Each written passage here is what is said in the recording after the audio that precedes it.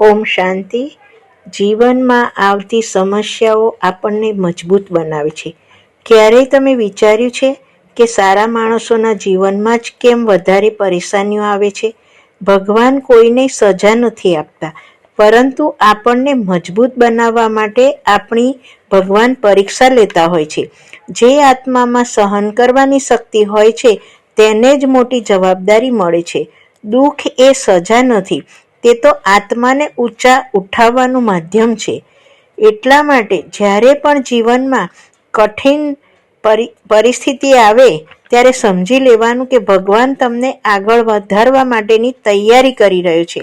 આપણે બીમાર થઈએ છીએ અને હોસ્પિટલમાં જઈએ છીએ અને ECGનો રિપોર્ટ કરવાની જરૂર પડે તો ECGનો ગ્રાફ કેવો આવે છે?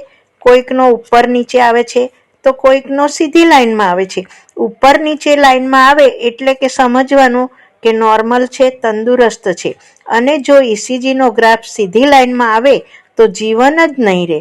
તેવી જ રીતે જ્યારે જીવનમાં ઉતાર ચઢાવ આવે તો સમજવાનું કે તમે જીવો છો. એટલા માટે ઉલઝો નહીં, પરંતુ જીવનમાં જ્યારે ઉતાર ચઢાવ આવે ત્યારે પણ પોઝિટિવ વિચારો કે આજે મારે જે પરિસ્થિતિ આવી છે તે મને કંઈક શીખવવા માટે આવી છે, કંઈક ને કંઈક અનુભવ કરાવવા માટે આવી છે. પરિસ્થિતિ આપણને કંઈક ને કંઈક આપીને જ જશે. કહેવામાં આવે છે કે તુફાન પણ તોહફા આપીને જાય છે. એટલા માટે જીવનમાં આવતી મુશ્કેલીઓ પરિસ્થિતિમાં ક્યારેય ઉલઝો નહીં, પરંતુ હિંમતથી તેનો સામનો કરો. ઓમ શાંતિ.